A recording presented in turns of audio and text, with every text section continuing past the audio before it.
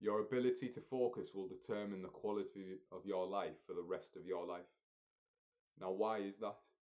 For me, your ability to focus is a superpower. If you can develop that and really refine that and be able to control your focus, your attention basically at will, you essentially have a superpower. More than 99.9% of people in the world, basically. Why is that? Well, it's a muscle. It's a muscle like developing your body, going to the gym. It's about returning to your attention, returning to your focus, and really building that muscle through repetition. Um, the world today is so full of distractions, probably more than ever before. I mean, there's so many distractions from social media, from your phone, smartphones, from the internet, from TV, from porn, whatever. There's so many distractions today, and from a place of deliberateness, basically. All these kind of products, all these kind of services, all these kind of um, tools to consume are basically designed to capture your attention, to grab your attention. So it's really a minefield nowadays more than ever before. Like if you think about the past, the biggest distractions were probably drink. People drank all the time, like the local kind of pubs. I guess kind of there was still sort of sexual stuff you could probably get distracted by, social stuff, but there wasn't like drugs, obviously, but there wasn't the level of distractions there is now. There, like even just sat in your home, in your bedroom, whatever. There's so many different distractions that can pull your attention. So it's a constant minefield that you've got to kind of be prepared for.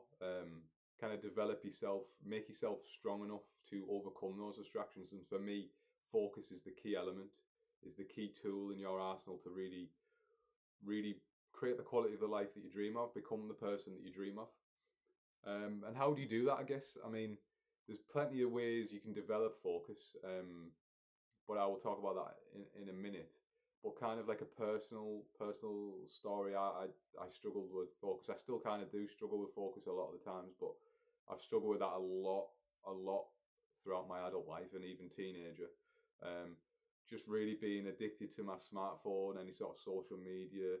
I would try and remove it from my life, but it would always come back in because I guess you need it, don't you? You need your smartphone, you need kind of stuff on that. So it's kind of a double edged sword, really.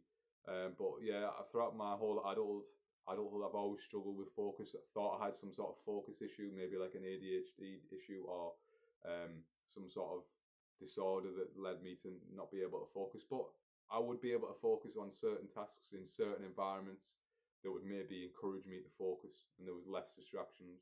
But yeah, it's something that I've really struggled with and really kind of just constantly scattered in my mind, going from next addiction, next kind of dopamine hit to next kind of dopamine hit, not really being able to like really kind of block out. I think the key really to focus is the ability to block out your distractions. It's not so much being able to just focus on one thing. It's the ability to kind of block out everything, remove everything, so then it just becomes natural and easy to focus on one thing. Once you are able to do that, I think you kind of unlock that next level of focus. Um, but yeah, one tool that I really use and still do use, and it's a really important tool in anyone's arsenal, I believe, is meditation.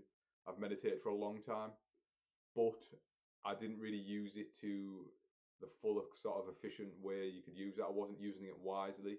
So I would meditate, but I would use it more for kind of calming my mind, kind of observing my mind, observing my thoughts, and kind of letting go of certain emotions, letting go of certain thoughts. And that did help. Absolutely 100% that helped. It helped me overcome certain kind of thought patterns that weren't great for me, certain negative kind of shame based, guilt based, negative based thoughts, and that definitely helped me. But I found that it wasn't helping in terms of focus. I was still struggling to focus. My quality of life did improve for sure because I wasn't trying to escape my thoughts and emotions as much as I used to. That certainly helped in that way, but it wasn't until I realized that I really needed to hone my focus muscle and use meditation as a way to develop that focus muscle, which is when I started using kind of focused awareness on my breath and the process how it works is quite subtle. It's quite simple, um, but difficult at first because your brain's constantly coming up with different thoughts, different emotions, and if you observe it, it's just constantly going back and forth to different memories maybe or emotions. But what you really do is you bring your awareness to something. So that could be a breath. It could be I use sometimes. I just there's a word for this. I don't really know. I don't really remember what it's called, but it's kind of just bodily awareness. Like I bring my fingers together and I focus on the sensation, the pressure of that, and that definitely seems to calm my mind down. And if you just focus on that, and basically it's bringing your attention back to wherever your focus is. So if you decide your focus, your awareness is on your breath, you just focus on your breath. You bring your attention to your breath, and you'll notice that your mind will drift off to different thoughts, different emotions, and it'll be difficult at first. Your mind will be very loud, very chaotic, very kind of all over the place. But once you notice that, then you bring your awareness back to that focus, which is would be your breath or the bodily sensation, whatever you choose it to be. And you just training your brain. Like each time you bring your awareness back to the focus, say the breath, that's like a rep. So you're basically building that muscle. And naturally, as you do this, you notice your mind becoming a bit quiet, and you're able to focus your attention like easier, much easier. It's less kind of uncomfortable, and that's how you build it over the time. And every time you sit down and meditate, it's not going to be great. You're not going to have this amazing kind of focused awareness all the time.